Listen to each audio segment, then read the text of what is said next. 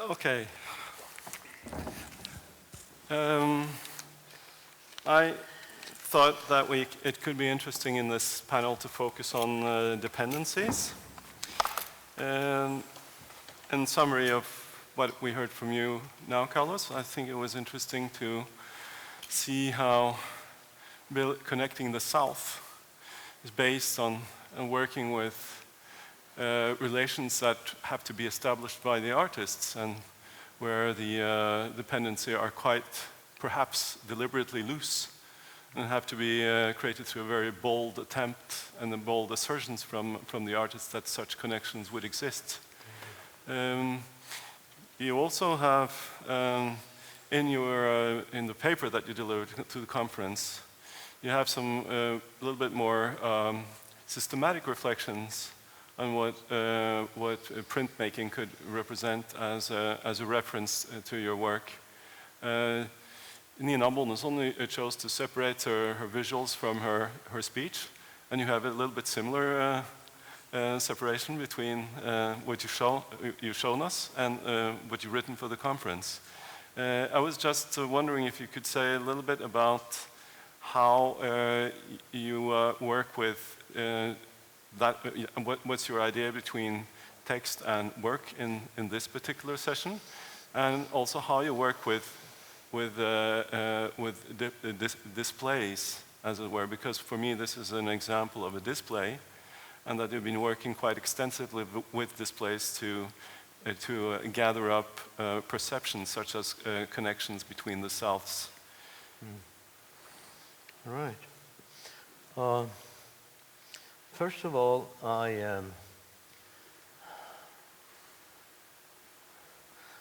I don't believe in art. I'm an artist because that's a job. That's a job I do. It's a work. That's what I do. What do you do for work? I'm an artist. All right. Give you some explanation. But otherwise, I do not work so much with the idea of art. There have been very few cultural traditions that have the concept of art. You know, it's like the old Japanese, Chinese, is the old Greek, Roman, and then there is the Muslim, and then the Renaissance that continues until today. But the rest of the symbolic production, it has been independent from this very concept of art. So I'm much more into, symbolic production or any language. So when it comes to work, there are some specializations, like, sculpture and then whatever, or criticism or theory or teaching or whatever. In that sense, writing, for me, it doesn't make any difference in between writing, giving a lecture, doing an action, or producing an installation. For me, it's all part of the same process. And I believe that I'm saying the same thing all the time, actually, in different forms and different terms. Yeah. Yeah. I can see you nodding, Svendal. Do you recognize parts of Yeah, what? I do. I was thinking about teaching, and I've been teaching a lot, actually since I left the academy. And I think when I've had a nice day at the academy, I think that it doesn't make that big difference to me if I teach or produce so-called art, because it's on the bottom line. It's all about communication. Yeah. I think it was interesting that you raised this issue of symbolic production, Carlos, because in my knowledge as an anthropologist, symbols in ancient Greece, the symbolons were fractured objects. If we were bound by a relationship of hospitality, one living in Genoa, another in Tripoli, we would break a stone in two. Yeah. We would have each our part, and then we would put them together as a sign of recognition if generations had passed and hospitality was still in demand. Yeah. So we would use this bringing together of shards as a sign for recognition. And symbalin means actually joining. And there's something very deep about this way of conceiving work that makes me actually return to printmaking, because this idea of form and counterform, the matrix and the addition, has this kind of hospitable relationship to it somehow.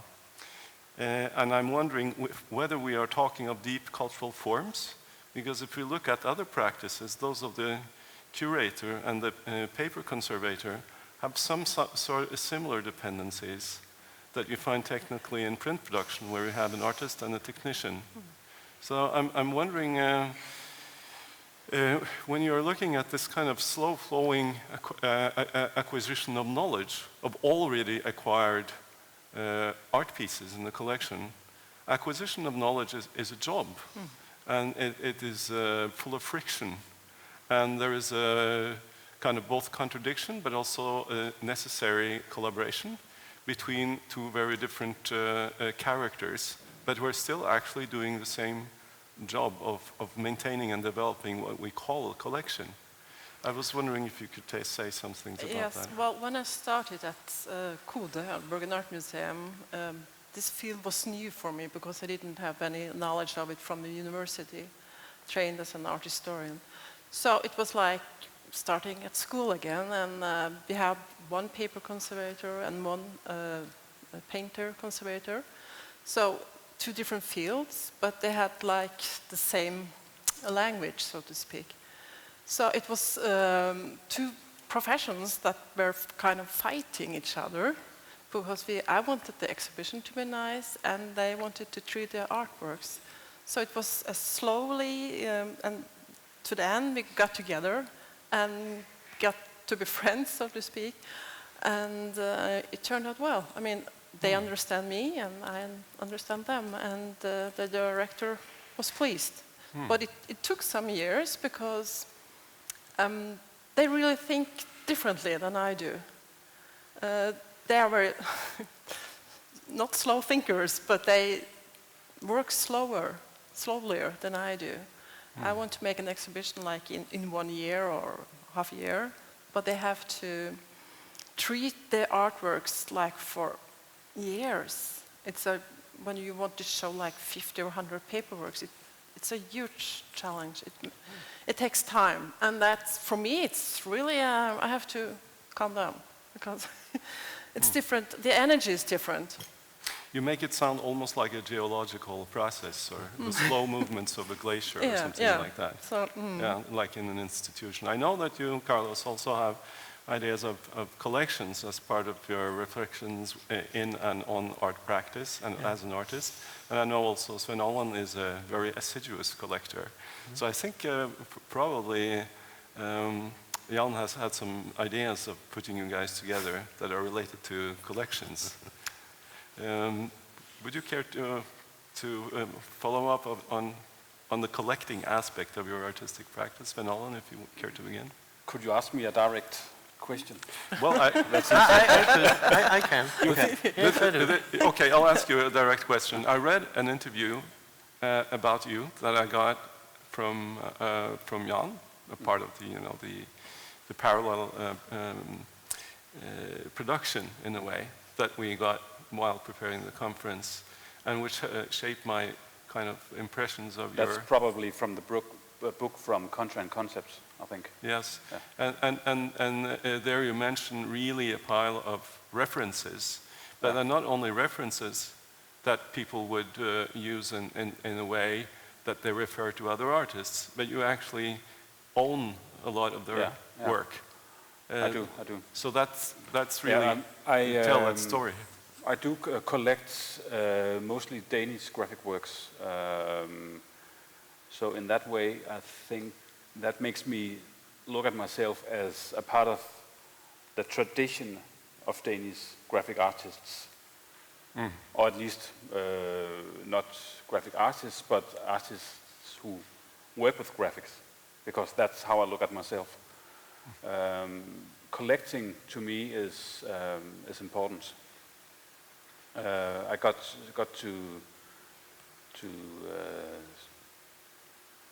to get some butter on my bread, or to get some gasoline in my tank. I need my collection to be able to work.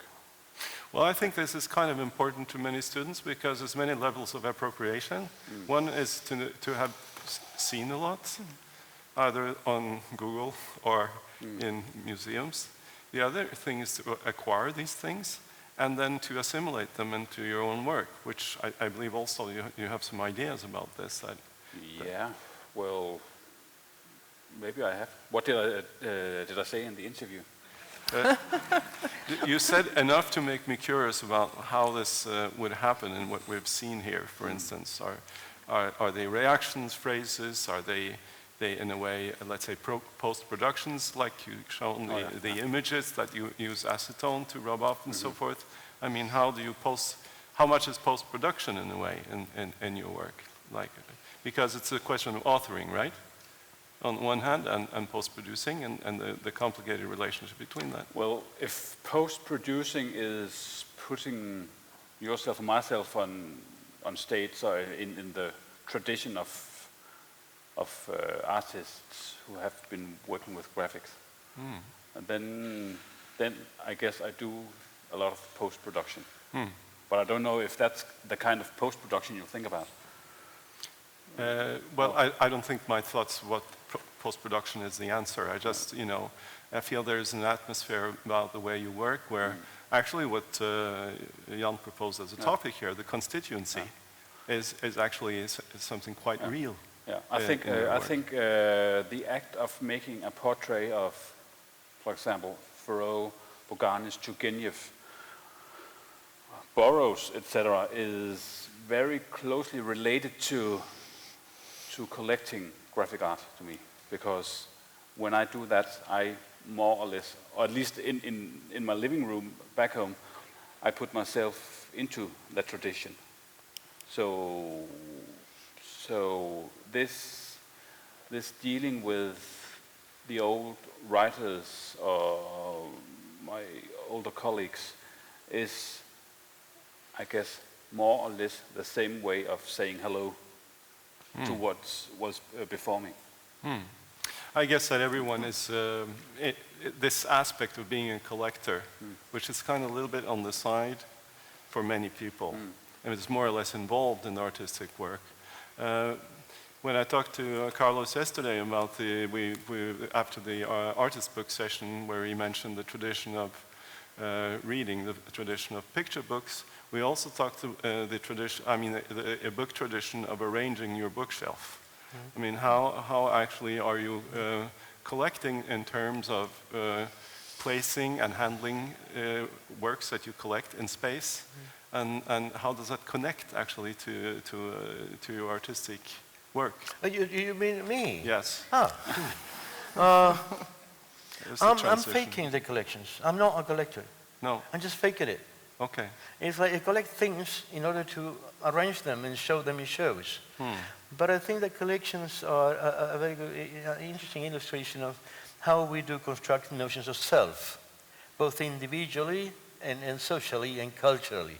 So you can represent, by disposing objects in a vitrine, you can represent all these categories in the construction of self that I'm interested in. But then I would like to go African now, and I would like to tell you a story. Can I go African now? Yes, please. Okay. And this is for you, Vlone. This is about the Igbo people in Nigeria. The Igbo people, they express themselves by dancing and playing music, but dancing is the central part of it. So to perform the dance, they need some clothes and they need some masks, and they need instruments in order to produce the music. So they produce all this very elaborated object, and then they put it away in a special built house called the Mbari houses. The Mbari houses is built collectively. I mean, the whole community participates in that, and then they have the drums and the mask and the instruments and everything there. So every once in a while, every 7, 10, 15 years, they put the Mbari houses on fire. The whole thing burns up, become ashes. So if you ask the Mbari people, the Igbo, sorry, why do they do this? They will tell you that preserving the objects is good. But if we do preserve the objects, we might forget how to make them. They burn the objects in order to preserve the process, so that that new generation will learn to remake them on their own way. Don't get me wrong, I'm very fond of museum collections. Okay. Scared. Yeah, but if there is something we're trying to collect these days in museums, are processes as well. We're trying to produce processes in some kind to collect them as well. I think this is a nice approach. I don't need anything new when it comes to art. I just have to rethink it. I'm not looking for new horizons, nothing new. Newness bores me to death. Rethinking things, making sense again, from the very same elements we do have already. And that's how it is Yes. being an art student, I think. Yeah. Sorry, I was preaching and I was an African for a while. It's over. You even sounded slightly South African in my ears. When Yeah, you were doing it sort of came back, yeah. Yes. Well, I actually know that these rituals of destruction were practiced on a kind of wide scale also in Europe, but for a very long time ago, in the Chalcolithic period, 30,000 years ago. These practices were quite common. Absolutely. So this destruction as a way of maintaining, and the paradoxes that are involved in that is certainly something that I think is interesting in a collection like yours, where you're bent on preserving at all costs. Yeah, at all but time. not you. You are actually No, you're a destroyer. I'm Somehow. well, no, I'm not. I don't do that. You no, don't do that. No, I don't. But do you that. expose graphic art to light, Yes. and it's irreversible. It is. Yes. So I have to be careful. But I don't want to burn the museums. I'm not a burner. Yeah. So, but I was wondering about this kind of displacing the bird, or was it the duck? The story with the Commonwealth with the Queen. Yeah, Oh, yeah. it was a duck. What? It was a duck, and it became a duck it is became a a bird. bird, I think. Yeah, but I mean, there are aspects of your work that actually directly address. I mean, making and destruction are really close to each other, like shooting on It is, boards it and is, it attacking is. with a drill. Yeah. And And I hope that you would start talking about shooting, because to me, shooting on a wooden plate is the same as using a big knife.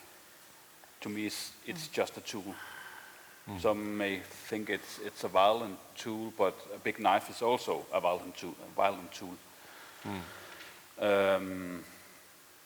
So building up an artwork by shooting is also shooting something else into pieces. So construction and the opposite is the same, I think. well, That's what you said. There's this discourse about destruction in a French philosopher. His name is Bataille, where he claims that periodical destruction is actually part of a kind of erotic economy that belongs and proper to human beings, and it's actually quite devastating if we don't take it in consideration. Erotic, I'm not turned on when I do art. You don't? No. No, but it's not about that. I mean, Okay. erotic in the sense of, I guess, a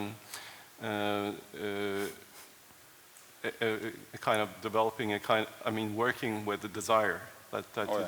Yeah, in that sense, erotic. But I don't see desire as only an erotic thing. The desire is It's a driving force. desire is eating. Desire is getting experiences, etc. And maybe desire is connected to make art, at least in the beginning, until you get out of the academy and meet the everyday life. Then it becomes a job. Yeah. More than a desire, I think. That's sad. So, He said that. He started talking about desire. But I think he's going into the psychoanalysis. yeah. Use of the term. Yes. Right. The Which different is, which is a certain language some people talk. Okay. Okay. Yeah, yeah. All right. Well, at any rate, Did I misunderstand something? No, no, no, not at all. I mean, you have your own ways. Yeah. Well, for me, I guess that when you talk about crowds and your attachment to crowds that are unexplainable and something that kind of verges onto areas that have to do with knowledge, desire, and things like that, where you're not just interested in crowds, you're interested in perhaps some kind of rapport with the crowds and so forth. Are you talking about grouse? Crowds. Crows? Crows. Crows? Yeah, like, yeah. What was your question? It's not a question, it's just that It's a bit difficult to hear what he is saying. Yeah, I know. I had that problem when I was sitting there in the last panel. I don't know if Yeah, I completely agree with you. I had problems listening to Päivikki when she was sitting here.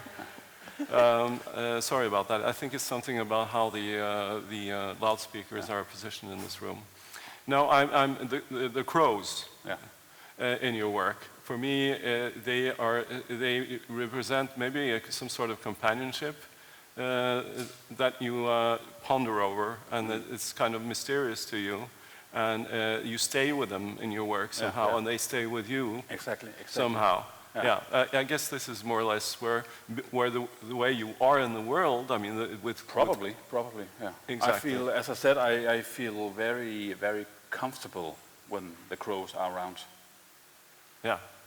In what way? Can you explain? Well, I feel welcome, Nice, Yeah. nice. which is some kind of paradox, because the first image you saw was me with 2 dead crows that I shot outside Tórshavn at the Faroe Islands. But I think the reason why I feel at home is probably the fact that they are very graphic, as I said. And they are very intelligent. They're very I've smart heard, birds. yeah. Yes, they're very smart. Someone has to be intelligent, if not the artist, then the So crow. that's why. Well, at any rate, this kind of, let's say, dependencies that exist between, I think with you, your natural environment and what connects art and hunting is kind of the most simple expression of that. I was thinking that if we look at a world of reproduction where we actually reproduce because of certain desired outcomes that might work for us or not work for us, and involving also destruction in that process, are things that are really contribute to evolve a form of knowing, which I think it's difficult to digitize somehow, you know. That the kinds of representations that come up of this kind of work with let's say, making destruction is difficult to replicate somehow. That it belongs to those who work with making, and it also belongs to those who experience art, but it's difficult to digitize. So I was, when you know, throughout the discussions that we're having here, the digital media are coming up every now and again. And actually, it was one of my teachers, Umberto Eco, who made a kind of very resolute distinction between reproductions that are always non-same and exist within this dialogue of making and destruction, and replicas. Like if you post something on the internet, it's all the world at one time. It's not made, not transported, distributed, bought, desired, or anything. It's just everywhere at the same time. So the dynamics are like completely different. So the reason I wanted to talk about dependencies at this point, and we can, if there are questions from the audience too, we have time for that. I'm wondering how we can, in a way, try in our time, look to the slower flow of things to see if we can learn from, let's say, many people here talk about indexicality and tactility in artwork, and see if we can look at digital resources differently, because right now they may be working in a very mimetic way, in the sense that they relate to a code and replicate it all over the world. I see that some of my students who are interested, for instance, in typography and letterpress, they have had these very, let's say, conflicting feelings about digital technology and using it in their work. But they might, for instance, turn from using the Creative Suite in Adobe to using programming to use laser cutters to make new type, right? So that they would kind of divert digital technologies in order to enhance the ways of action that they can learn to appreciate through let's say, traditional crafts, but divert them into new directions and, by using and reframing digital technologies. I was wondering if we could round up a little bit, because all of you have been presenting very sort of analog stuff. You have been briefly mentioning that you like Googling, but beyond that, what does, I guess none of us can be indifferent to the analog digital let's say, situation that we're in today. And I was just wondering what kind of thoughts that you have on that based on art. Yeah, on your artistic practice, and also in the curatorial sector. I know that people in archives, for instance, have a lot of ideas of what this transition means to them. So I could give you a few examples, but I would like to focus on one thing. It's a series of communiques of a political organization that I do belong to. It's the Post-Colonial Liberation Army, Rematerialización. And it has only one member, it's me. So I've been showing the communiques of the Post-Colonial Liberation Army, Rematerialización, both as printed matters, as graphic work, as academic performances, and I distributed it in the net. So the amazing thing is that I just posted on the internet anonymously, and people wanted to become members of the Post-Colonial Liberation Army, which would be very, very nice. And some people wanted to send money. And some people in Buenos Aires, they were producing posters and putting these posters all over town anonymously, without asking me for permission, because I never signed them. So it was the Post-Colonial Liberation Army doing things. So a lot of things happened along the way when the Post-Colonial Army started to express itself in the internet, which I like very, very much. But please remember, the Post-Colonial Army Rematerialización is me, nobody else, right? All right, okay, got that straight. You mentioned Google, because I mentioned Google. And I see Google as an archive, which you mentioned. And Google is a very smart kind of archive.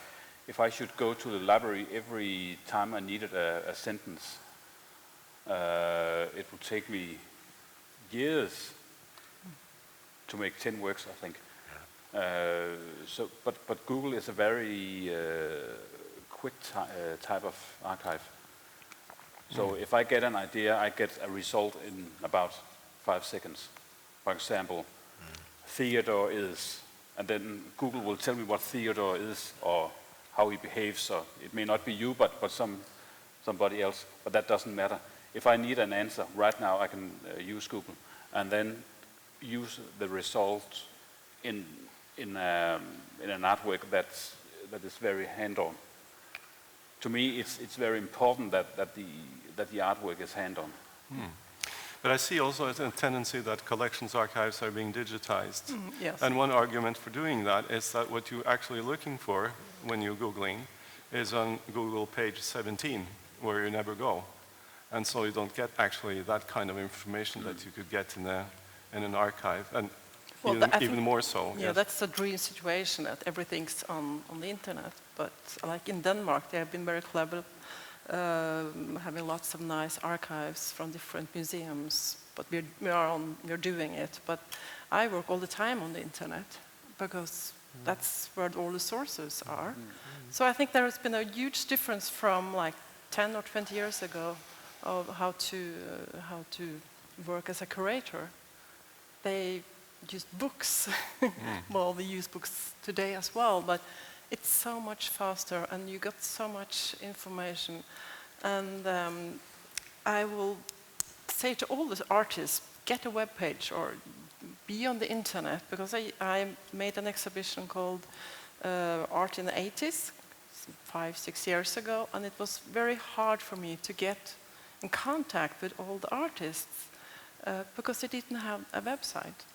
But now I have been making a collection exhibition with young artists, and they are so clever. So for me, it's very nice. So be on the internet. Okay, let's, before we now open for a last round of questions and discussions, if there's an atmosphere for that, I'm just wondering, what the edges of this technology might be, because would you accept to get acquainted with the graphic materials of your institution through scanned versions on the then you wouldn't have to pester the paper conservator. Well, and there are more and more collections that are available like that, that they're actually documented in great detail, and they're made available to the public through digital interfaces. But well, of course it's nice, but you're lacking something. The tactile, the stofflighet, tactile. yeah. But that, I guess, that's the boundary that we're I talking have about. like all the audience, the public. We have different tours for the public, and they're very excited when we have like the tours with the paper or painting conservator, because they want to know how, and they want to know how the artworks are made, the techniques. They want to go in the storage and have a look. Holger, can you initiate the discussion from? Excuse me? Not for the moment. Okay. Are there other questions? Yes, Olga? There's a microphone on its way. Carlos talked about yesterday. Today you said that I don't like art. That you are talking about a wider, global scene of it's a symbolic scene, and I happen also to see Sven Allan's art. Let us call it art as well, and I will focus on the art politics, because I'm very much astonished that you are sticking to the medium specific. You are the curator within only printed matter, whereas another paper, etc. Because many museums today are opening up and working together as huge teams for the symbolic scenes, using museums otherwise than before. Because after all, the art field the art field make people aware of what is going on in the rest of the world. So it's a way of having access to ethnic, cultural differences, and as a Ethnic culture?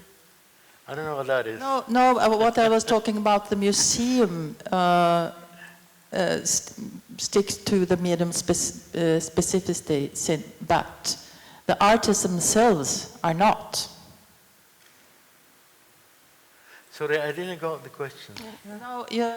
I can't hear you so well. Eli, you are a curator that you are sticking to the printmaking, right? So you have another curator for paperworks and another for paintings, etc. No, I do everything. You do But we everything. have like one paper conservator and one Almost no. paper conservator. Painting. Kan vi ikke gøre noget med lyden? Det er meget, meget svært at høre, hvad der bliver sagt. Kan vi gøre noget med lyden? Det er meget, meget svært at høre, hvad der bliver sagt. Okay. Ja, så vi er også publikum. Okay.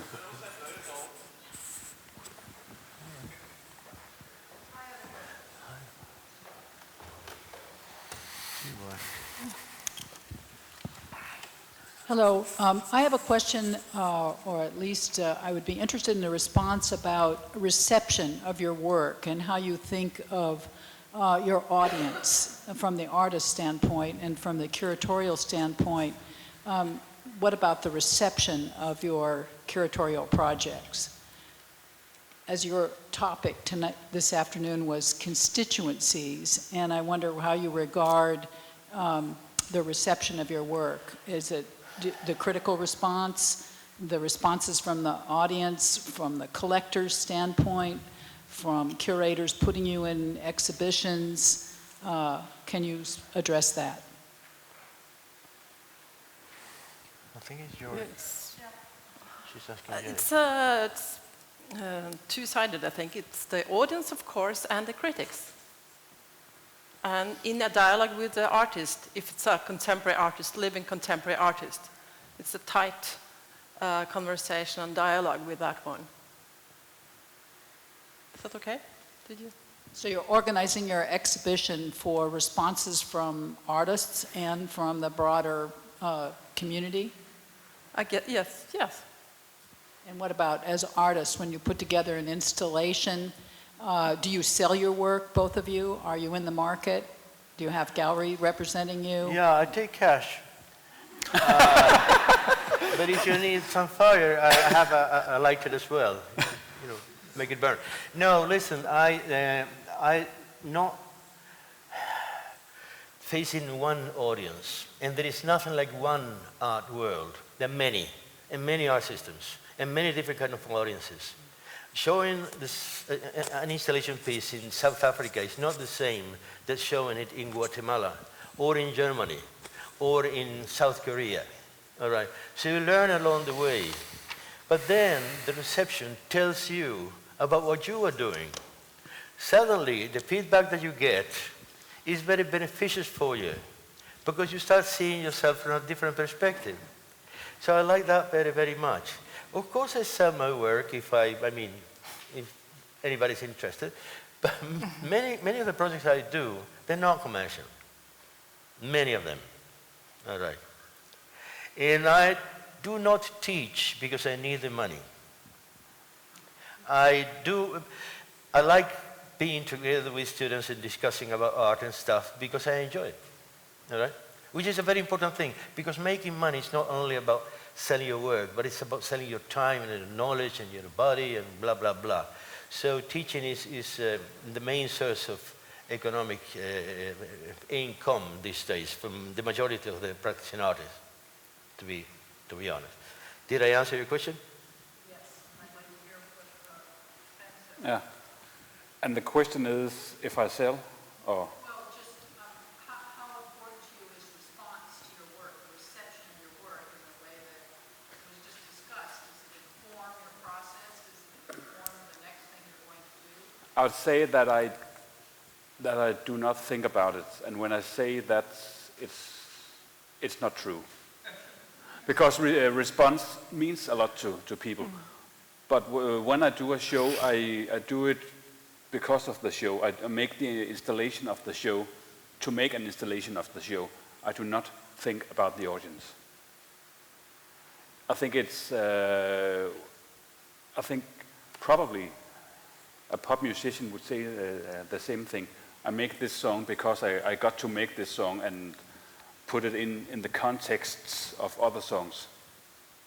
And sometimes, once in a while, if you are lucky, you'll sell something, and that's fine with me. Yeah. It doesn't make me sell out because I sell something. Was that an answer? Yes, thank you. Can I go? Hello, my name is Nina Beckman. I'm from Grafikens Hus in Sweden, which is an institution for fine art printmaking that actually burnt down like 1.5 years ago with the full workshop, collections, etc.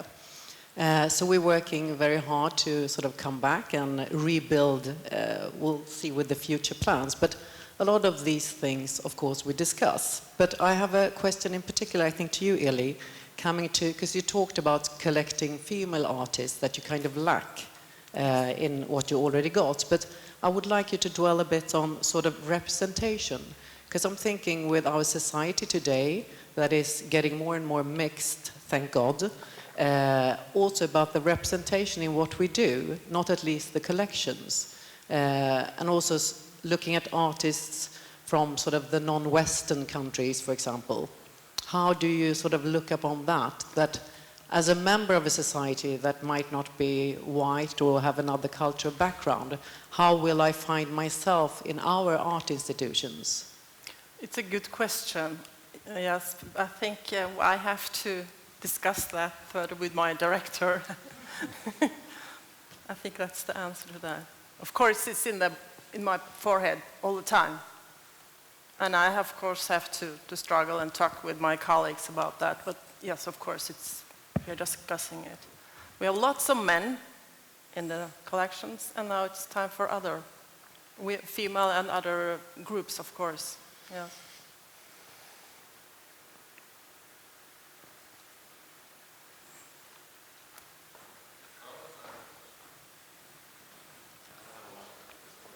You're getting a mic. I'm Michael Kirk. I'm from New York. You said specifically, I don't believe in art. And you've hinted at what you do believe in. What do you tell your students, and what do you believe in? I tell my students that teaching art is impossible. Learning is possible. Yeah, that's what I do.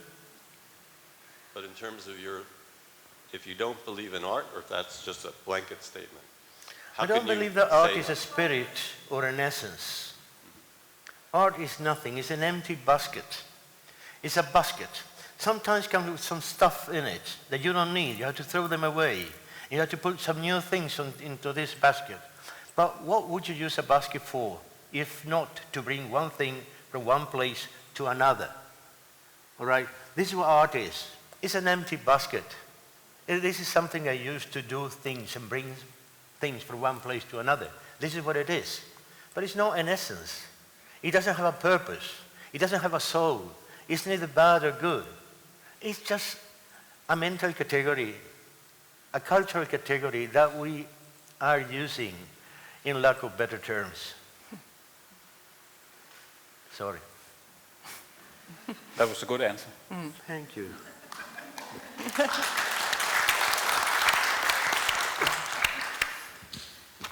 I guess all which is needed at this point is to say thank you very much. Thank you. Thanks to you. Thank you.